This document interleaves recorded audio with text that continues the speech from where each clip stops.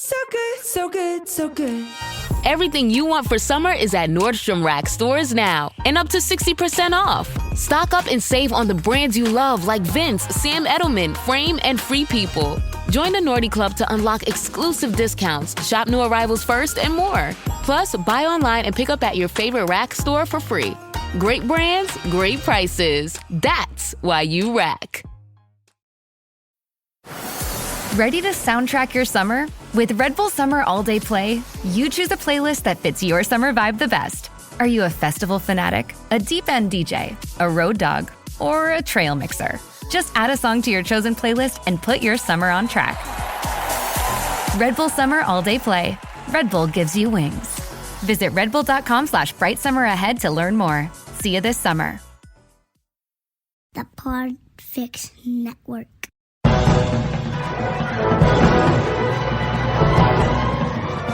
Hello and welcome to episode 217 of the Filmmakers Podcast. I am Giles Alderson. I'm a writer, director and a producer who has made the feature films The Dare, Arthur and Merlin, Knights of Camelot, The Stranger in Our Bed and World of Darkness, and I've also produced the features A Serial Killer's Guide to Life, Followers and Repeat. And this is a podcast where we talk filmmaking, from indie film to studio films and everything in between. How to get them made, how to make them, and how to try not to F it up, in our very, very humble opinion. Today, I'm delighted because we are talking making TV. Yeah, that's right. And we have a very, very special guest on who has made TV shows including The Sins, Fields of Gold, Labyrinth, Taboo, The State, Riviera, Honor, and Temple. She is the extraordinary Liza Marshall.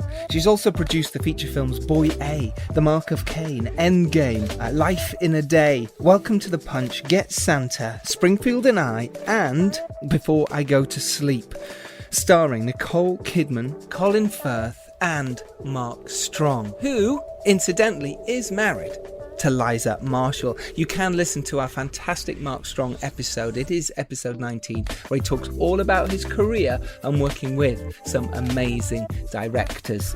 So on today's episode with Liza, we talk about her career, how she worked at the BBC. She was a producer there for 7 years, what that was like. We also talk about how she finds projects, how she finds writers, what the writer's room is like, the difficulties in there, script editing, how to do it. She also talks about the difference between film and TV, how to pitch to producers, why it is about teamwork, and how to get the option. She also talks about fighting sexism, and she gives some amazing advice, including so much of what you do won't be made. We also talk about the fantastic TV series Temple that does star Mark Strong and that is out on Sky TV right now. It is an absolute delight and it's brilliant. If you haven't seen it, do go see it. So that's all coming up with the fantastic Liza Marshall. So you filmmaker, you TV maker, are you doing everything you're supposed to be doing? You're filmmakers, right? But what makes you different? Because it's hard. So you've got to be a bit different, right? All those closed doors. But you know what? Let's bust the door open. Let's surprise everybody. You close the door, I ain't accepting that. You know what? This pandemic, it's been crippling for many of us. Something good is coming out of this. Do not give up on yourself, ever. Because the experiences I've had on making movies and TV so far has made me who I am. I love who I am. But falling short, disappointing yourself is the worst thing you can do. Not reaching your potential. And I feel everybody has the ability. You know, often people say your positivity, you're very positive about people's films. Yeah, because I know how hard it is to make them. So of course, if someone's gone out there and done it and been through the trenches, I appreciate that so much. And I feel everybody has the ability, whether you want to or not. And you can't stop a storm. Now that happens in life. This virus, the hurt, the pain it has caused. But I've come to think it's all possible. I see lots of lost people, filmmakers, struggling, having a hard time, getting frustrated or disappointed. But don't underestimate the diamond that is under all that, because we see the outer. What about the inside? So don't forget that when you see someone. Collaborate with people and find the best people you can work with. And I hope this podcast gives you the inspiration you need to go out there and make it happen for you. Be that in filmmaking or something else. But believe in yourself and go for it. And then come on the podcast and tell us about it. And inspire others to do the same. Because that's what it's about. That's why we do this. So I've got some shout outs for you, for those wonderful people who love us and give some wonderful feedback on Twitter or on the socials. On Twitter is @FilmmakersPod, by the way. If you want to shout out, give us some love. Shout outs to Jamie Dickinson, Tony Cook, Elliot Maguire, AAA Boylan, Alex DeCuffer, Renzo Vasquez, Martin Sweeney, Dom Gilday, and Swati Chung. Thank you very much. Do remember Clubhouse with us. The Filmmakers Podcast Presents is every Thursday. If you have an iPhone, come and join us. 7 p.m. UK time, GMT, every Thursday. Come and join us for that, and you can come and ask questions. Also, our Patreon. Come and join us. Be part of this team, and there's some amazing perks on there. All these links are on the website, are on underneath this. They're in the show notes. Go find it. Go seek it out. Right, let's get to our episode with the delightful Liza Marshall. Joining us as co-host is the fantastic Dom Lenoir, director, producer, writer, who made the feature film Winter Ridge. So here it is, the Filmmakers Podcast episode with Liza Marshall. Enjoy. Liza, hello. Hello, hi, how are you? Very good, thank you. Lovely to see you. And you? Thank you for your time, basically. But how are you? You okay? You all right? Surviving? I'm fine. I'm not bad. Yeah, we've been doing a writers' room for potential season 3 of Temple. So I've been all this week from 9 till 12:30 on Zoom with about 8 people. Oh. So it's very tiring. It is. Zoom, after a while, your brain can go, oh, I can't. I just need to look away. And with Zoom, not when you're in meetings, when you sat around, you can look around, you can look out the window. On Zoom, you feel like you have to just be staring at everyone. You have to be staring that camera lens down. Yeah, it's hard work, isn't it? How have you found doing a writer's room on Zoom? How has that been different from doing a normal writer's room? I think we've actually made really good progress in this first week, more than I expected. But I think normally when we've done it before, we're in the room from 9:30 to 5:30, 6 o'clock, with an hour for lunch. And there's opportunity to get to know people and riff off each other in a way that there isn't on Zoom, because it's so intense that people end up not doing personal stories quite as much and not chatting as much. So we've got really far. I mean, it is not nearly as good as all being in the room together. Yeah, I suppose there is a bit of a challenge as well in terms of like the Zoom delays. I mean, doing a Zoom with like 1 or 2 people is sort of challenge enough with the pauses and those kind of things. But I imagine sort of managing 7 or 8 people trying to all jump in on the a gap in the conversation is slightly more challenging than in real life. Yeah, really. And then you have awkward pauses because we're all very polite and English. So there's either everyone talking over each other or someone pitches an idea, weird silent pause. And everyone's commented on how intimidating it is to look at everyone's slightly blank faces after they've pitched a story idea. Yes. So, and also obviously then people's internet goes in and out. So some days somebody has a really good one, then the next day people keep dropping off. So it's not perfect. But it's still fun and it's better than nothing. No, absolutely. Similar to doing the podcast. Obviously, we normally do it face to face, and it's so much easier to read someone's intonations, how they're feeling. We can bounce off each other so much more. But the same thing here, you kind of go, okay, I'll let you speak now. No, you go. And it does slightly take away that edge of, fun that you can get from doing something like this, which, so you're clear as well. This is obviously for filmmakers and for people out there, screenwriters, TV execs, anyone who's trying to make films. So what we do this for is to help other filmmakers out there to carry on doing it and doing exactly what, becoming a Liza Marshall, which, is an amazing achievement, what you've done. Honestly, your career is absolutely fabulous. And I really want to talk about Temple and talk about Honor and all the projects that you've got coming up. But it'd be really interesting to talk to our viewers about how you actually started, because as far as I can tell, you were a script supervisor on your sort of first few jobs. But editor, not supervisor. Editor, okay. Yeah. How did you even get there? How did you become a script editor? What was Well, I think when I left university, I knew that I wanted to work in film. I was more obsessed with film at that point than television, I suppose. And I had no idea how to start or what to do. I ended up getting a job as a secretary to a casting director or an assistant to a casting director on Peak Practice. Remember that show about doctors in the Peak District? And on that show, I met there were two script editors.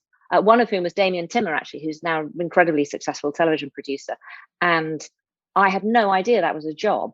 And I remember being offered a different job as somebody's PA, which was at the time was going to offer me 18 grand. It seemed like this gigantic amount of money. Yeah, exactly. Back then. And I remember turning it down because I thought, actually, no, I don't want to be somebody's assistant. I want to go into working with writers. So I then went on the script editor's advice, went to become a script reader. So I did that freelance for a couple of years, literally no money, get paid per script. You have to write a report on the script, you do a synopsis and comments. And I used to go to Channel 4, obviously in the days before email, and I would pick up literally 10 scripts in my hand and go home and read them. And I would always want them to be bad, because if they were bad, you could write a really quick report, quick synopsis. Don't touch this script, it's terrible. But obviously if it was good, it was much more challenging. And then I would deliver my reports. And so I worked freelance for various broadcasters and companies to get going. And then I got a job as a script editor on the back of that. Did you find you learnt an incredible amount just by reading different scripts? And, because you start to get an idea of what's a good script and what's a bad script, and kind of learning all those patterns, don't you? Yeah, I mean, reading scripts is a brilliant way to work out what's good and bad. I mean, I think maybe doing it about 2 years, it was just slightly too long, because if you're just reading a lot of very bad scripts, because you're never given the good ones as a script. I mean, people don't use readers so much now, but you're never given the good ones. You're given all the unsolicited ones and all the bad ones. So I suppose that was quite useful. Yes. And from that, because that's obviously a really good way in, but how did you actually go almost from there to getting more jobs and saying, at that point, did you want to produce? Did you know did you want to be a screenwriter? Did you know at that point? No, I always wanted to produce, I suppose. I never wanted to be a writer. I think script editors fall into two categories. They either are, want to be full-time writers, or they want to be producers. I mean, some just want to be script editors, obviously. But I worked as a reader, then I got some research jobs. I remember working for a company who had an idea about a female surgeon, and going and following this female surgeon around and actually watching a surgery and writing up notes and doing stuff like that. And then I think my first job was working on a show called London Bridge, which was, do you remember, it started off with once a week, sort of 6:30. It was a fire one, right? Wasn't it? London's Bridge. Burning. That's London's Burning. Okay, yeah. This was a half-hour show set around a restaurant owned by somebody called Nick, and then it started off as a once a week show, and then it got turned into a sort of twice a week soap type thing. And I worked on that for a year over in Three Mills. And that was just a completely brilliant training ground, because I probably storylined and script edited about 75 episodes. Wow. Just a crazy amount of episodes. And we had all of these constrictions, because it was a really low budget. It was about 45 grand for half an hour. It was literal peanuts, and we were only allowed to go outside once per episode, and you could only have 15 extras and things like that. And so we had to just come up with these insane storylines, but it was really creative and liberating, because unlike something like EastEnders, which was so regimented, you couldn't just make stuff up. Me and a very close friend of mine who was called Alexei de Kaiser had this massive whiteboard in his office, and we would just make up crazy shit, and most of it got into the show. I love that. Has it ever been as liberating as that? Was it, you felt like you had free reign almost to go, let's throw things literally at the wall? Yeah, in some ways that was the most fun I've ever had at work, because I was really young, I was in my early 20s, and relatively had all this responsibility. And our offices were right above where we were shooting. So it was brilliant training, because I think too often script editors can be divorced from production. So you don't really understand what's going into a script and the implications of putting, a fire engine and how much that might cost, or whatever it might be. And it was just really fun. And we just shot, and we used to have these massive parties at the end of every block, and everyone was pretty young. I tell you who was like Chris Dickens, editor who ended up, who's won Oscars and things. He was one of the editors, and really interesting people worked on it, because everyone was very young, and it was a really great training ground. I mean, I'm not sure the show was great. I think if you went back and watched it. But like you say, what a wonderful training ground. So important. Dom? I was just going to say, so I mean, looking at story structure and how you sort of approach those kind of projects, is it something that you just always felt like you had a strong grasp of story structure, or did you kind of read books on that kind of thing and script writing, or was it kind of learning all on the job? I did do the Robert McKee course, but when I was at the BBC, they paid for you to go on it, and I think by that point, I think that's great. But I think I think the London Bridge experience was really key, because we were working with such junior writers, and more often than not, they couldn't get there on the script. So we were doing an awful lot of helping them. And because there was such a fast turnover, I think that was very useful in storytelling experience. And I think it's something that you learn from just working on scripts. And I've been doing it now about 25 years. So I feel like in terms of story, I'm quite good at helping people construct it. I think you can be taught to structure, but you can't be taught to write. I think if that makes sense. Yeah, totally. What do you think makes a good script editor? As there's people listening here go, oh, I kind of fancy that. What kind of things should they be looking to do? I think it's a brilliant job. I think you have to learn to subsume your own ego, which is maybe why more script editors are female and gay men. I don't know, but generally they because I think it's a real art form that you have to help people do their best work. So you have to try and suggest an idea, and a writer might say no, but half an hour later might go, hey, I've got a brilliant idea, and it's and they'll tell you the idea that you told them half an hour ago, but you can't say, hey, hang on, that was mine. That's a great idea. You have to be like, oh my god, that's such a great idea. So you have to be able to you have to be really nurturing and really supportive. And I think that's and not let your own ego get in the way, because it's not your script. You're trying to help somebody make their script better. So I mean, that's a real gender stereotype to say that women and gay men are better at it. But traditionally in the industry, that is 100% who's been script editing a lot. That's really, really interesting. And that's, it does, like you say, sometimes it does need that almost pandering to the writers or the producers or the directors, about how to help that. And actually it does take a certain, type of person to be able to do that. It's not easy. Yeah, and I think you have to be really diplomatic, and you have to be really positive, because where I always come from is people do their best work in a positive way, so I'm not ever a confrontational person, or I would never shout at anyone or tell them their work was bad. It's always about finding the positive, because it's so difficult to write a script, and it's so difficult to do in a performance, to lay yourself on the line like that, and you're very vulnerable. And I think you just have to be really, really gentle with people and make them feel like when they have to go back and do the rewrites, that they're not, people get writer's block if they think, oh my god, it's shit, I can't do it. But if they think, well, all these elements are great in my script, I really like this note, I can see that this note might make it better, therefore I'm excited to try it.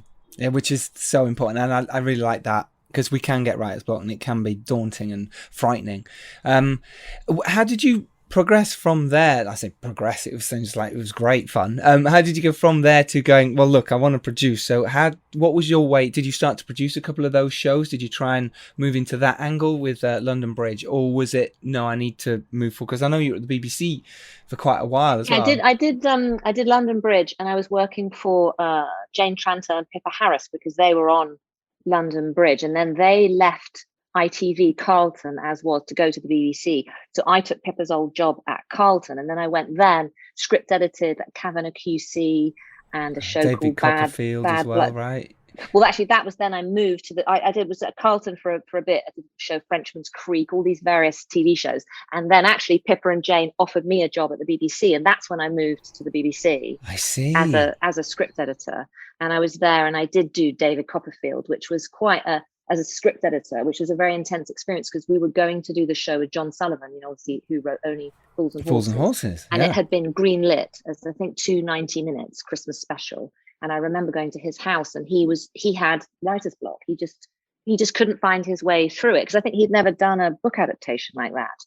And it didn't work out. So in the end, he ended up not wanting to write it. So Adrian Hodges came on board, and I think we had 2 months or 3 months, a crazy short time to come up with the script. So he came into my office at the BBC, and I read the book probably 3 times, marking all the bits that we would, and I would read out bits of dialogue, he would type it in, and we just wrote it together in this really intense period. And then And then I went on, Simon Curtis was directing it, and he was very kind and supportive and let me come on set a lot. So I was probably on set for about half of the time we were shooting. And at that point, I just really wanted to produce. And Jane Tranter at the BBC, there was a project written by Billy Ivory called The Sins, and a different producer had been on it and had fallen out with Billy. And she offered me the job of producing it. I think by that point, I had been quite vocal in wanting to do more than be a script editor. I basically sort of said, I think I want to leave unless you give me a better job. It's tiny, in a nice way, because I didn't just want to be a script editor. I wanted to do all the other good bits as well. And so she took this enormous risk on me and let me produce a 7-part show. And I was only 26, 27. And what was that experience? You know, so put yourself back into those shoes. You've just been given this big producing job. You haven't, physically done it before. What was the sort of process of like learning? What you knew, what you didn't know. How did you sort of try to prepare for that? If you can. Yeah, I think you couldn't really prepare for it, I suppose. And I would say I knew absolutely nothing, and no one would ever give me that chance. It was because it was the BBC, and there was a structure, and there also was a tradition of script editors moving into producing roles, whereas now if you're in an independent company, it would be hard to give someone a break on a show that of that size. But she did, and it was brilliant. I remember the first day I went on set, and we had all the trucks were there, and I literally couldn't believe that I was in charge of it all. And I went into the mobile production office, and I looked incredibly young. And one of the drivers said to me, "All right, love, can you make me a cup of tea?" Wow. And I went, I think you'll find I'm the producer. You make me a cup of tea. Exactly. And I looked like this sort of assistant costume girl, and I think a lot, because it was very male dominated then, it's 20 odd years ago, and people didn't really know what to make of me, because so many of the crew were men, and they would normally be making, now you can't even imagine it, but people all the time would make comments sort of, all right, love, and that kind of thing. And yeah, anyway, it was a brilliant experience, and I didn't really know anything, but I learned pretty fast. Yeah, well, David Yates was one of the directors of that. He's obviously gone on to do Harry Potter. He was. Because he, I was always had this snobbery about film. Like, I always wanted to make films. It's so interesting the way the whole industry is reversed. But Simon Curtis was attached to direct the first block, and I really wanted someone who hadn't done a lot of television. And David Yates had made this film called The Tichborne Claimant, which I don't think anyone really saw particularly. But he hadn't worked for a while, but I loved that film. And so he came in and he responded brilliantly to Billy's scripts, which are this slightly heightened tone, which he completely got. And he came on board and directed the middle three. And that really was the springboard for him. He then got various television jobs after that, State of Play, and then went on, obviously, to huge success.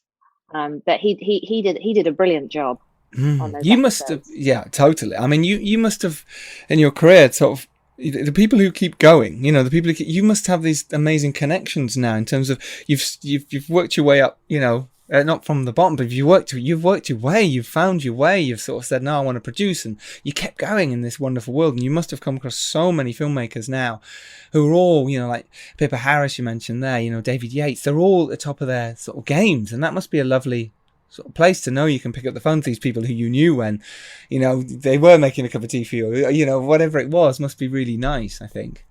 Yeah, I think, it's such a small industry that it's all the same people that you end up bumping into. And some people were really supportive. Particularly Jane Tranter, she was like a mentor. She gave me such a big break when I was really young, and was quite tough on me, but gave me such brilliant advice. I remember her saying to me, just remember that it's not important that everyone likes you, which I found really hard to take, because you've got to be in charge in a sense. And I remember one time I came on set, it was at the end of the first week, and I just watched the rushes, and she had given me a couple of notes and things that I had to deal with. And I remember walking onto the set, and I obviously looked worried, and one of the actresses came up to me and said, have you seen them? Are you not pleased with my performance? And I was like, it's literally the furthest thing from what I was thinking. But I was showing what I was thinking on my face, which I think was it's quite a good tip as a producer, because you've got to, no matter, even if the wheels are falling off, you've got to be in the center of it, making sure that everyone feels confident and secure, particularly the actors, because they've got the hardest job of coming on set and performing. And if they sense for a moment that things are rocky behind the scenes, it could really destabilize them and they won't give their best performance.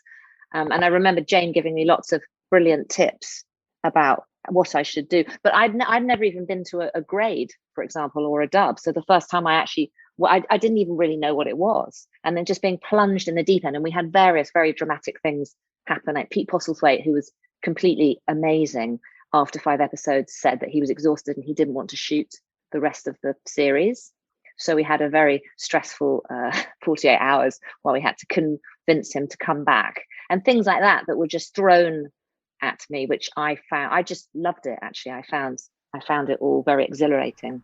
I think some people are really good at dealing with pressure and dealing with, running a ship like that, because it is difficult. And like you say, you learn, don't show stuff on your face, don't check certain times, then you've got to be strong at other times.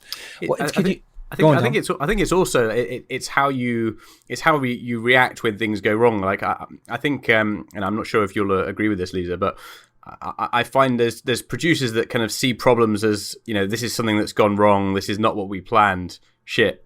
And then you see producers that think, okay, well, there's always going to be things that are constantly adapting. It's just another problem to solve, and that's kind of their mindset. And I feel like those are the ones that tend to cope with the stress better, maybe. 100%. All of producing is problem solving. I now more exec produce rather than on-set produce, but certainly when I was an on-set producer, I actually almost wanted things to go wrong because it gave me something to do. Because when it's going really, really well, you don't really have anything to do. And I think you have to love the chaos, because otherwise you would explode with the stress. So, it's a very stressful job, but I think I find that really fun. Have you mentioned there about what you learned early on? Is there things now that you go, I imagine you're still learning. I don't think we ever stop learning, right? But was there anything now looking back when you first started to how you are now, you went, I kind of wish I knew that might help some upcoming, producers now? I don't know. I guess I think listening to your instinct is really important. And I think that's something that I've become more used to listening to, I suppose. Like if you have a sense about somebody that it's not right, they're not right for the team, that feeling is only going to get worse. It never gets better, in my experience now, having done it quite a few times. And it's rare that you have to fire someone off a show, but or if something you're just not sure about the rushes or the way something is looking, or something, you've just got to listen to that, because you're probably right. I think that's an amazing sort of philosophy, whether you're a producer or a director, or in casting, that, I think we were talking about this last week, but the longer you leave something that you don't sort of feel right about in terms of a, decision, whether it's a, cast member, or maybe it's a scene that you think, I've actually, something here hasn't gone as we planned. This isn't like, how I planned it to go. It's not how I visualized it. If you just leave it and you don't sort of have the difficult discussion, you're going to cause yourself a lot more trouble down the line. I think it's sort of it's a lot about listening to that and then having to own up when you have made those mistakes, or where you can see something that might become a problem later. Yeah, exactly. And I think making the difficult decisions and the difficult calls, because some of those things are quite scary to do, that you think, oh God, that will be so hard, but better to do it straight away and lance the boil than to let it fester, I suppose, and then have to deal with it when it's much worse further down the line.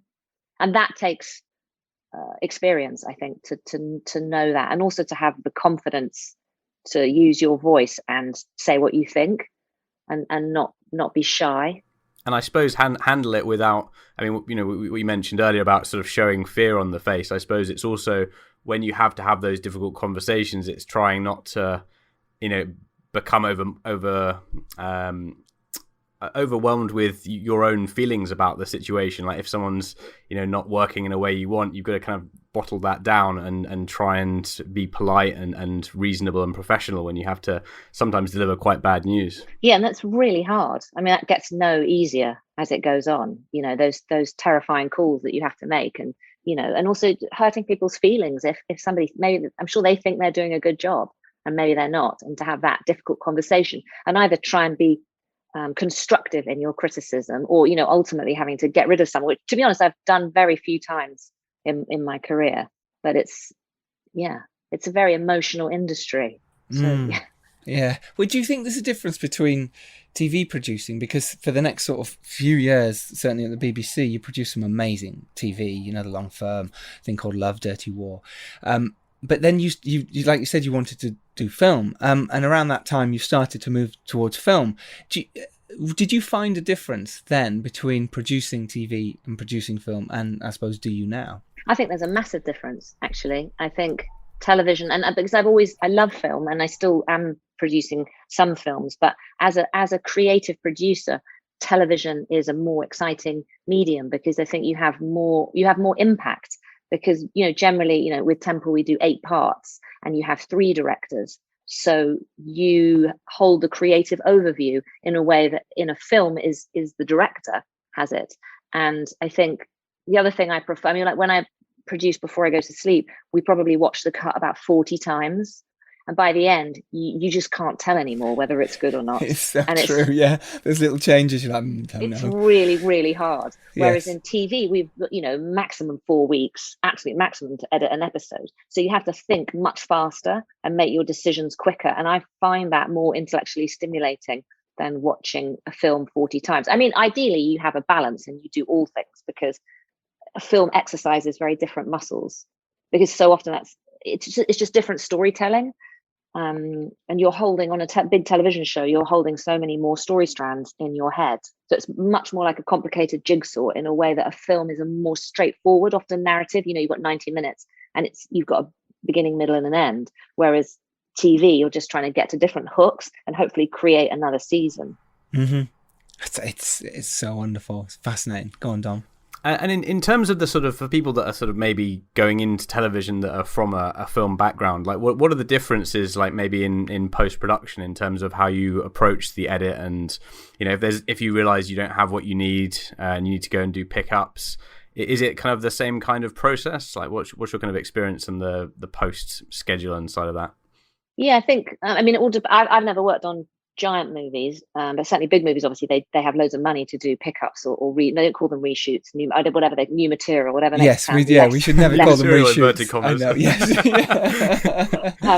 But I think on TV, because you generally have such a long schedule, what is helpful, and you're cutting it at the same time as shooting, is that particularly for the first 2 blocks on a 8-part TV show, say, you're already in the edit and you can see quite quickly where the gaps might be, where the story gaps might be, which is no fault of the director or even writer, because you don't really know till you put it together what you might or might not need. And then on most shows that I've done, you do go back and shoot new scenes that help tell the story. It's always toughest for the 3rd block, because they don't get any opportunity to do that, because you wrap and then it's too late for them. So Absolutely. Fascinating, because when we had Ben Caron on, who was one of the directors of The Crown and exec producer, one of the latest seasons, and again that's because there's so much money and so much stuff going into it, I think the first episode, it took a year from when he first started shooting it to when he finished. They actually sort of said, yes, we sign off on this edit. A year. He said he was going insane. He said, I can't watch this anymore. I do it. And I said, because obviously he's taking it like a feature film, but he was like, I'm done. And I found that really fascinating. But I really love the idea that you're saying, no, 4 weeks, this is what we have. And I think that makes you, like when we're on set, me and Dom directing stuff, we're like, we have to make decisions right there and then. It's this one or this one. The light's coming through there, so we're going to shoot from this way, we're going to do a close-up, what we're going to do. And I love the idea of just 4 weeks in the edit. You know, you kind of go, this is what we've got, this is it. Let's move forward. Do you do occasional pickups though, on to something like Temple? Is there occasional little bits that you'll just go back and do? Yeah, definitely. We on both series we've gone back and done at least 4 days of new material. Occasionally reshooting a scene, but generally new material that we've written to make the show better. Yes. I think it's so important that filmmakers do realise that that is something vital to put in your budget from the off, certainly indie filmmakers, and people just don't, and then suddenly they go, oh, we need to pick up, we've got no money and we can't afford anything. And I imagine it's already in the budgets on a TV series as well. I imagine it's the same thing. You've put in a line already to say, well, if we've got to do 4 days, here's the budget for it. Is that what happens? Yeah, I think when you build a schedule, you always think maybe I've got 2-3 days at the end, that sort of spare days, because obviously it's so expensive each filming day, but that you've got there in case you run over or in case you've got to do pickups. I think that's really important. Yeah, and I think sometimes it's not even about if you're unprepared. Like, sometimes people look at pickups and they think, okay, well, it's something we didn't get. Sometimes you can have a script that's in an amazing place, and it can be through the collaboration of the editing process and the things that sort of happen organically on set that you'd never foreseen that might create a new opportunity, and that's where the pickup is. So it's good to allow yourself that freedom. Certainly, I think whether you're doing an indie, even if you're giving yourself an extra day or two. I think it's a brilliant thing, and there's no shame in a pickup. I think it's not that you didn't get it, so therefore you've done something wrong. It's only when you start to put it together that you realize, oh my God, it'd be brilliant to have that shot, this, that. So yeah, I think they're invaluable if you can afford them. I mean, generally, back when I was producing at the BBC, we couldn't afford pickups. You might be able to squeeze something extra into an already full day, but there was no extra money at the end. Oh, I see. So yeah, it was what you shot that was it. And you just had to make it work. And I remember we were doing the long film.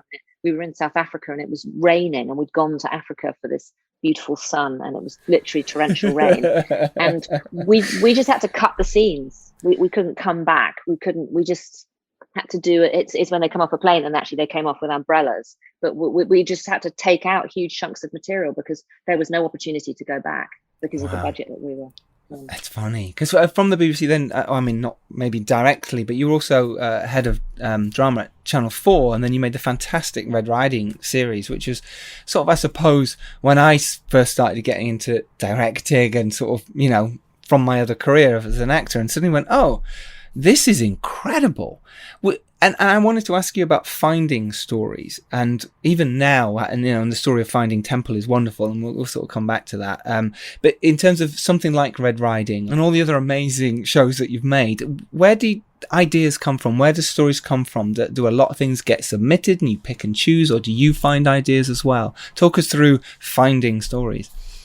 I think that was when I was in the head of drama job at Channel 4. That was I found some things myself, but a lot of things were brought by production companies. So Red Riding was with Andrew Eaton at Revolution Films, had optioned the David Peace novels, and they're very brutal books. I don't know if you've ever read them, but Tony Grisoni did a completely incredible job of adapting them. Originally there were 4 films actually, but we couldn't afford them, so it ended up being a trilogy. But that project in particular, like my boss at Channel 4 at the time read the scripts and was, how can we possibly make this? It's about, swan's wings being stitched into children's backs. This is completely gruesome. No one's going to watch this. And it took about 8 months to persuade them that this was a brilliant, and it's because of the quality of the scripts. Tony's writing was so brilliant. They were just some of the best scripts I've ever read. And we ended up having, as I say, there were 4 scripts originally. We had to cut one out, and we did this amazing table read, and to try and persuade the powers that be that this was a show worth making. And in the end, we had, I think it was only £2 million of film. They were incredibly low budget, so we had to make very difficult creative decisions on that, in terms of not being able to afford many extras and shooting against a wall and things like that. But it came out so brilliantly. We had such great directors and such great producing team. And it did really well. Everyone was so surprised. I mean, loads of people watched it. Award-winning. Anand Tucker directed one. You've got Julian Gerald, who's been on the podcast, directed one. And James Marsh as well. It's like the 3 brilliant directors, and they were just all so different and wonderful. So sometimes stories come to you. So that was a different. To go back to your original question, that came in via a production company, because that's how you work in a job like that. But I mean, at the moment, as a producer, you stories can come from anywhere. So you're reading book manuscripts before they're published, you're reading articles, you're listening to podcasts, you're meeting writers who might have an original idea, you're just getting a little something from a magazine. It could be anything. I mean, that's the endless nature of being a producer, is that your work is never done. Anything could be a TV show or a film. So and I suppose your script reading days, when you were kind of starting out and you read so many scripts, and you've read so many since then, that now it's quite I suppose it's quite quick for you to sort of tell whether a script is good or bad. The 10 pages rule always seems to be quite effective in terms of at least telling the quality of the writing, if nothing else. I suppose so. I mean, I would say that we hardly ever get anything that's already a script. I suppose we develop everything from the ground up, so whether it's a book, like we recently optioned Hamnet, which has gone on to be Maggie Yes, O'Farrell's Hamnet, I've read that. incredible book. Yes, incredible. Which I read in manuscript form straight away, actually, because it was emailed to me by her agent, and I'm a huge Maggie O'Farrell fan. So read it, and we optioned it way before it was published, which is wonderful, great, and a very exciting book to have. And I think we're going to do that as a movie. That's amazing. So people don't know, it's kind of the early life of sort of William Shakespeare, but it's his kids called sort of Hamnet. It's fascinating. It's a really wonderful book, really interesting. So I can't wait to see that. I hope that. Yeah, happens. hopefully that's very exciting. We're very excited about that project. But I've got another project, for example, called Mary and George, which is about James I's third favourite, who was also his lover, and that came from me just looking at Time Out and looking in the LGBT section and seeing something about James I and thinking, oh my God, I didn't know James I was gay. And then I did a whole load of research into it, and there's a lot of debate amongst historians, but he's wrote lots of love letters to this man who became a very powerful duke. And then we found this brilliant non-fiction book called The King's Assassin that we optioned, and then we jumped off from there and created a show called Mary and George. I see. And is Hamlet a film, and is Mary and George a TV series? Yes. Is that... Yes. Okay. Yes. So I love that you still, you're doing both. You're parallel, constantly thinking, well, that could be a film, that could be a TV. Sometimes, how do you decide? How do you know what could make a good TV or what could make a good film? Because we get this all the time, me and Dom. Projects come to us, or I have writers speak, well, this idea, and you go, that's amazing. And like last year, everyone just said, oh, it should be TV, make it TV. Everyone goes, yeah, that sounds great, but won't work for TV, but let's make it TV. Yeah, exactly. So you're doing these pitch decks, one for TV and one for film. I think they're really distinct ideas for TV and film. I think TV, you've got to have loads of story. I mean, it depends what it is. Is it a single film for TV? Is it a 3-parter? But if it's a returning series, you've got to have real story legs, as TV eats up story. When we're storylining a show, you always end up pulling the story forward all the time. So the episodes are as packed as possible. And I think only certain ideas or certain precincts that you might go to could generate that much story. And something like Hamnet, for example, because it's very much got a beginning, middle, and an end, that book. For me, it could have been a 3-part TV show, maybe, but it's probably better as a 90-minute film. So I. Bonjour, compadre. It's the Priceline Negotiator. How do I negotiate so many great travel deals? My greatest gadget, the Priceline app. It's got hotel deals, flight deals, rental car deals, all of those deals in a bundle. Deals, game day deals, concert trip deals. No one deals more deals than Priceline. Hold your horses, there's more. The app lets you filter hotels by neighborhood, vibe, star level, and amenities like pools and spas and beachfronts and... Wait, I'm not done. Stop cutting me off. Priceline. Have you ever rearranged your furniture and discovered the carpet underneath looks brand new while the rest of it looks, well, not so new? It's time for a carpet upgrade. At the Home Depot, we have stylish choices at simple prices from all the top brands. Best of all, we can install it for you, starting at only 49 cents per square foot. So all you have to do is pick your perfect floor. Start your carpet project today at the Home Depot. How doers get more done. Exclusions apply. For licenses, see homedepot.com/license numbers. At first, I didn't think it was real. I woke up to this blinding light, and I was transported to another place. Pluto TV. Then I heard a voice. Come with me if you want to live. There were thousands of movies and shows, and they were all free. Truth is ours. It's just so beautiful. On Pluto TV, free streaming of Terminator 2, Fringe, Arrow, The 100, and The X-Files may cause excitement, loss of sleep, and sudden belief in extraterrestrials. No credit cards or alien encounters necessary. Pluto TV. Stream now, pay never. So what's your sort of process in terms of, once you've got a manuscript or some idea that you think's great, do you immediately start to put together treatments and look for writers? Do you start with a single or a couple of writers and then sort of build it into a writer's room? What's the kind of process there in terms of moving things forward? And how do you find those writers as well? I think every project is different, and so there's no rules. I mean, sometimes if we have a germ of an idea as producers, and with my team, we might pull together a really great pitch document with pictures and a sense of the story that we would then go out to agents and find a writer that way around. I mean, we tend to have writers. We tend to only do writers' rooms once the show is green lit. So I think then we read loads and loads of sample scripts. We go out to agents and say who's available for this period, and we get a million suggestions. And then you read through all the scripts. It's just a long, laborious process, and work out who's got the right tone for the show that you're doing. And then you interview them maybe once, maybe twice, and then you have to get approval from the broadcaster, and then they can join the room. I imagine it's the same with the directors as well. I mean, you sort of go, well, who could be right for this? There's people you know as well that you've worked with before. A perfect example is Christopher Smith for the new series of Temple who you'd worked with in the past. But I imagine there's also you're looking for new people all the time. So the same thing there. Not only have you got to look through a load of other screenwriters' work before you find your team, you must do the same with the directors as well. Yeah, and that also takes a long time because you sort of want to do all your research because you don't want to miss anybody. So I think that also is a long process and it always comes through agents, and it never comes unsubmitted. Where you go out to the major agents and say, right, I'm looking for a director for these dates. Who have you got? And then you'll be bombarded with suggestions, and then it's episodes and links and things like that. And then it's about watching it all and working out who has the right vibe for the show that you're doing. And then you'd meet them, I suppose, and then you'd see what that vibe is like as well. So not only their work vibe, but their personal vibe as well, because you've got to be working on them for a long time. And how they connect with others, I suppose, is very important. Yeah. So people come in the room, and some directors will come with a real pitch, with a visual pitch on their computer or print it out or something. And I always find that quite impressive that people have put the work in rather than people just coming for a chat. But yeah, you don't want to meet too many people, but you might meet 8 or 9 people. Unless you've got a really clear idea who you're going for, because a lot of directors, A-list directors, are going to be offer only, so you'll just go out to that one person.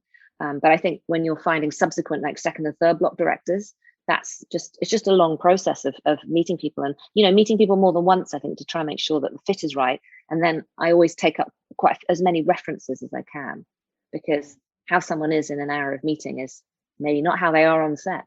Yeah, it's always such a useful thing to do, and it doesn't have to be like an official reference, but you can so easily find on IMDb who people have worked with and what films, and if you've been in the industry for a while, you'll generally know someone on the set, and you can just ask them what their experience was, and usually you'll get a sort of a relatively yep, they were okay, or stay away. Nightmare. I get calls all the time from people to say what were they like, someone's art department, makeup, costume, whatever it is. I'll constantly get, the call, what were they like? And I think that's for editor. I think it's really important. And I do that to other people as well. I look through their work and go, okay, I know that director, or I might know that director. Let me see if I can get contact, and I call up. And I imagine it's exactly the same for you. What about when you mentioned there about people come in the room and then you have the second meeting? What is good advice for a writer / director and or either when they come in to meet someone like yourself at a meeting, that first meeting? Do you want writers to come with ideas? Do you want it to be natural? What kind of works? I think coming with ideas is always good. I mean, it's different with a writer, I suppose. Is it a general meeting, and then it's just going, a chat about, do you get on? Do you connect as people? Because I think a writer has to trust you. They have to, because it's to give their work to you to be made. It has to be a relation. You have to get on, and you have to just have a spark between you, and also a laugh, and imagine that you could have a long relationship, because it certainly would be a long relationship if you actually developed something and then got it made. But I think when directors come in on jobs, and I think this with all HODs, it's good if people come in with their portfolios, or they come in with a pitch. The people that tend to get jobs are the people that put quite a lot of work in before they come in. And if you're a director and you're coming in with a pitch, because I'm aware this is something that can be a bit challenging in the television world, especially, is you're a director who's worked in film, you've got very strong sort of ideas for how a story could be told in your eyes. How do you is it a difficult thing when people come in to see the balance between original idea and sort of fitting in with the show? Yeah, and that's about learning how to read the room, I suppose, and listening, because you need to come. It totally depends on what kind of project is it. If you're coming in for a 2-part standalone drama, it's going to be like a movie. It's going to be your vision. But if you're coming in to be a second and third block director on a show that's already established, you can come in with sort of your own ideas, but really you've got to fit into the house style. So in that case, you've got to say intelligent things about the script that's been sent to you. and have some visual ideas, but you can't change the look of a show because you don't want to come in and be too critical. But you've got to, I remember on I won't say which department it was, but someone came in on the set for the second season of Temple, and in a very elegant way said what they thought was wrong with their department's work in the first season, and I actually really agreed. Wow. And she did it in such a, I hope you don't mind me saying this, but way. And it was quite bold of her, but she was right. And I did give her the job because I thought she was absolutely spot on with what she had seen. So yes. So sometimes it is about having that confidence to say, look, yeah, I need to say this because this is what I feel I can do better and help you make it better. Exactly. Like I loved the first season. It was great, but I think you could do this better. And if I was being really nitpicky, I would say X, Y, and Z wasn't perfect. And it was something that it was in this department's work that only I really would have noticed. If you were just watching it once, you wouldn't have noticed. But it was just little tiny things that she had very perceptively picked up on. And I suppose that's really good in another way, is because what that demonstrates on top of that is when you're in the middle of the shoot and they've got a problem, or you've got a problem, and you're having a discussion about it, the tone and the way that they have brought this issue to you, you've kind of seen that they've dealt with it in a reasonable manner, and that, I guess that's when you're in the battle together, that's a really useful thing to know about them. Yeah, absolutely. Because it's all, it's such teamwork making a film or a TV show that it's, I think as a producer, it's about trying to assemble the best team who will all get on with each other. Obviously, people will inevitably have, dramas but you just, I don't know, I always just hire people who I think are really nice that I want to work with. I think that's so important. You just want to, it's so hard what we do that you just want to work with nice people. Mm-hmm. When you're in the trenches and it's tough, you don't want someone who's bawling and shouting and or whatever it is, or being mean or horrible. You want people that you can get on with and go, okay, let's tackle this together and make it make sense. Just because I'd love to talk about Temple, and I'd love to talk about obviously the new projects you've got, even if you could, whatever you can say about those. But just to touch on the feature films that I love, you went for a period of making just absolutely amazing films like Japan in a Day, obviously Britain in a Day, Welcome to the Punch, Springsteen and I, Italy in a Day, Before I Go to Sleep, Get Santa. Just all brilliant, really fun, different genre films that are just so good. But we could talk about those for ages and go on. But I just really wanted to dive into Temple because I love this series. Obviously, I know Mark from football anyway, and it's been really interesting to watch him play this character and see the growth of Temple. And he mentioned it right early on as well, and the growth of it. And I just want to talk to you about how you took this Norwegian show, well, you saw it early on and said, I want to take that. And I think it's really inspiring for a lot of producers out there to go, how do you win something like that? This really great show, and persuade someone to go, put it in my hands and we're going to sort of make your show, but make it in the UK. So it'd be really nice to hear your side of Temple and, why you thought this would make a great British show. And it is. I love it. So yeah, it'd be really cool to hear that. Oh, thanks. Well, I basically knew someone that worked for Walter Presents, and the Channel 4 thing that Walter does, international TV shows, and I got sent the links to Valkyrian, and I remember sitting down with Mark, and we binge watched it over a couple of nights and really enjoyed it. And I just wondered who had the rights, and I found out that they were available. So literally I booked a plane to Oslo and I persuaded Mark to come with me, and we flew out, and I said, look, well the meeting will be an hour or two, we can be like a bit of a mini break, we can just go and look around and everything. And actually we went to the Norwegian guys producers offices, and we ended up sitting with them for about 6 hours, literally talking about the show, about what it could be, and they're just great guys. And then we went back to our little hotel for an hour to change, and then took them out for dinner.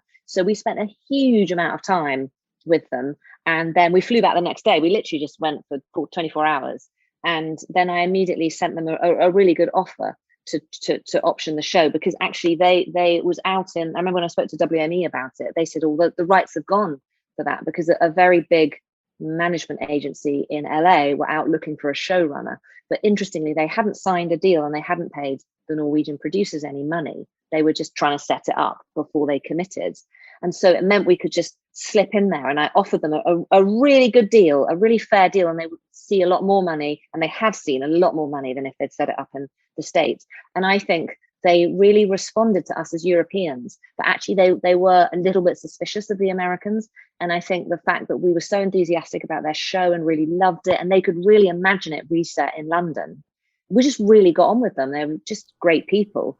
And the fact you've flown out there as well, and you've just spent all this time, you've bonded together, like, I think those things really do make a difference. And also, I'd obviously had someone to star in it, and then I called Anne Mensah, who at the time was at Sky, who I'd known for years because she was at the BBC, and I said, look, I've watched this brilliant show.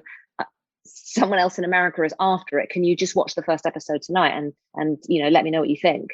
And she watched it. She's like, yeah, I agree, it's great. I'll guarantee you a script commission. And so I didn't have a writer at that point. So to go back to the Norwegians with a really great, generous financial offer and a star and a guaranteed script commission, that trumped anything that the Americans had. So it was a very exciting week when all of this took place, and they decided to give us the rights. And then very quickly, we got the show up and running. It's sort of within a year we were shooting it, which is a crazy short time frame for a TV show. And it was because Anne was so supportive at Sky, and then her successors as well, obviously. But yeah, we got it going really fast. And Marco Rowe wrote the scripts, who I'd worked with before. I made a film with him called Boy A, with Andrew Garfield. That was great film, great brilliant film that John Crowley directed. And I'd been wanting to work with Mark ever since. In fact, even when I was at Channel 4, I'd given him a blank script commission. I was so keen to work with him. Really? And I've tried him lots of times over the years, and then I just tried him at the right moment. He happened to be available. He liked the concept and the show, and off we went. It was great. That's amazing. And that's someone you were talking about to star in it is Mark Strong, obviously. That must be, I suppose, obviously you persuaded him to come across, but you'd also said, look, I want you to star in this. How does that kind of conversation happen? Does it kind of like, yeah, you are going to be in this, if I'm talking. If you know what's good for you. Yeah, I mean. I think because he'd been away so much, and so much shoots abroad, that he really wanted to do a show in London. So we were just at the very beginning of starting to look for something that we could make together and make in London, because we've worked a lot together. From the long, we met on a job, Fields of Gold, over 20 years ago, and then we worked on the long film together. We did Low Winter Sun when I was at Channel 4, Endgame, Welcome to the Punch, Before I Go to Sleep. So we've worked together a lot, and then this was his first exec producing gig on Temple, which I think he's really enjoyed, being a bit more involved. I remember the podcast, episode 19, he came on this Filmmakers podcast to chat with us about it, and he was just saying then, I'm actually starting, I'm execing now, and making things, and it was really, you could see the excitement in him of going, I really want to do this and see what happens. And since I spoke to him about it, and he really enjoys it, he really loves that side of it. It's like ownership of something, that you was there at the first meeting with you. I think that's really wonderful. Yeah, I think it's great. And I think the more you act and the older you get, you think, oh God, I want to have some kind of control over something that I'm doing, rather than just waiting for the phone to ring. So I think even in the second season, he's been even more involved, and obviously across all of the casting, but he's been watching all the cuts in post with me, and giving us notes and being really helpful. And I think that's really, I don't think he'd want to do it all the time, because some jobs you just want to go in and out and not have to, it takes so long to make a TV show. But yeah, he's really loved doing it, which is great. Yeah, absolutely. We've got my good pal Julian Kostov, who's in the new season as well. He's super excited. He's over the moon that he got this job. Playing he's Max so great in episode 4. It's a great episode, and I think he'll be really pleased. He's really brilliant in it. Oh, that's so good. That's so good. And Christopher Smith directed. He directed bits of that episode, I think, or bits of Julian's section, I think. But I can't wait to see the new season. I really can't. And the first one was so interesting. It was so original as well. I was going to say, just the idea that you've got this sort of hidden world under where you live, I think is so incredibly fascinating, especially in London, where you sort of go about your days and everything's so mundane. Creating that sense of magic is you so might. No, but I mean, when you're just jumping on the tube and you're just going into offices and stuff like that, to create this kind of hidden world is tapping into something beyond a drama, and it's really sort of interesting on that front. When you got hold of the rights, what was the process in terms of trying to put your own spin on it and making it into the show that it is now? Well, I think we worked obviously very closely with Marco Rowe, who never wanted to do a straightforward translation of the Norwegian show. He was always going to make it his own. So we created lots of new characters, that sort of Mercy and Keith storyline that obviously wasn't in the original. And I think we were just we wanted to make a show that felt a bit more like an American cable show. It has all these tonal variations, because I think in the UK that is rarer than it is in American drama. We tend to make a crime thriller or a comedy, or less of that kind of genre mashup. So I think we really wanted to make a show that sometimes is incredibly dramatic and sad, and sometimes makes you laugh out loud, and just to go on this little bit of a mad journey. And I really love stuff that kind of throws in those those American feels, but into a British setting. I mean, like, Luther's a good example. It's kind of a slightly larger than life detective show, and I think you've done it with Temple, certainly, and it adds an element of something fresh and interesting to sort of separate it from the other sort of UK dramas. Yeah, season 2 we've got even more plot and more exciting things happen. We go out and about in the world more than in series 1. Yeah, so it's I'm really pleased with it. I think it's going to be great. It's going to be really great. And interestingly, I found out you actually shot underground, so in the disused stations, which I loved, because Dom was talking about London and when you just go about your daily lives or whatever, but actually there's so many hidden tunnels and hidden secret passageways, because wasn't the London Underground owned by loads of different people at one point? So they started building these tunnels and then didn't have the money to finish them.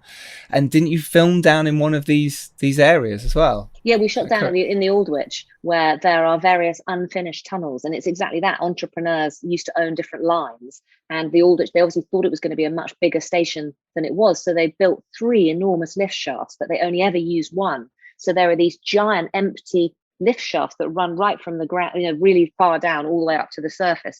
And we actually based the operation room in the big round room that's in the set. That is sort of a copy of the lift shaft from the Aldwych. And there are loads of tunnels down. There's one platform where they film a lot of period dramas down there, which looks quite 1930s. But there are other weird tunnels that don't have the tiles on them. They're just unfinished tunnels. Yeah, very dark, scary, and spooky frightening down there. Yeah, it's great. It's a great location. Yeah, it's like Christopher Smith's movie Creep, wasn't that which his? Is shot exactly down in those tunnels. There you go.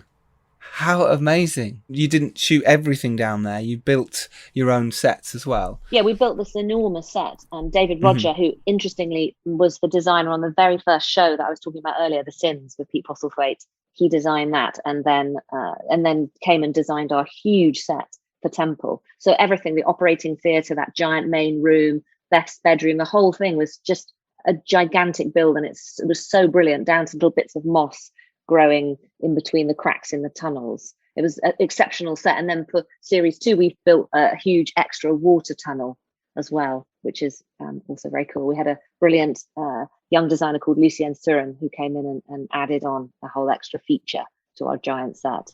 Which is just a delight. Yeah, that's great. Would you know when's it coming out? When's Temple season 2 going to be upon us? Autumn, I think. Autumn. We'll go with autumn. Yeah. Autumn. Okay. Right. And season 3, like I say, you're just in the early stages of throwing stuff around to see what happens. Yeah. Which is great fun. Yeah. No, absolutely must be. There's so much other stuff we could unpack with you and unpick, because your career is incredible. Honestly, you're a real inspiration for so many producers, and you should be immensely proud of where you're at right now, because I think it's super and wonderful. I really do. It's really nice. I would say that I've always been in my career that I've been for so often the only woman in the room. I mean, that is massively changing now. But I think it has been very male dominated, our industry. But I think the good news is that it's a great time now to be a female writer or a diverse writer, because everyone is now giving people opportunities that they didn't used to get. It used to be very dominated by white men. Sorry, white men on the podcast. But it's true. I know. It's true. We're white middle-aged men, and it's a shame, but it's true. And it's kind of like, well, look, that's how it was, and it must have been really difficult. How did you How did you actually fight back sometimes? I know you said you had to just be, I'm here, and no, I'm not the runner. I'm not making you a tea. How was that to sort of fight that sometimes? Was it difficult, or were you just... I think it was fun. I mean, you just get on with it, don't you? Sexism that you might encounter in a way.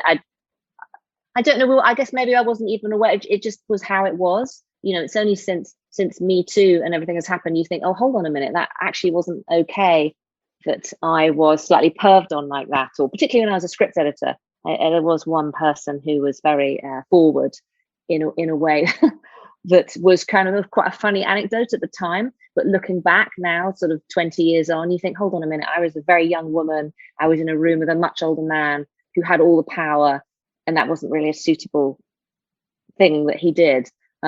But you just get through it. And I think every woman in the industry would have stories like that, rap party stories. I mean, rap parties are the worst for inappropriate things happening. But now that is, people are being called out. So I think that behavior is changing.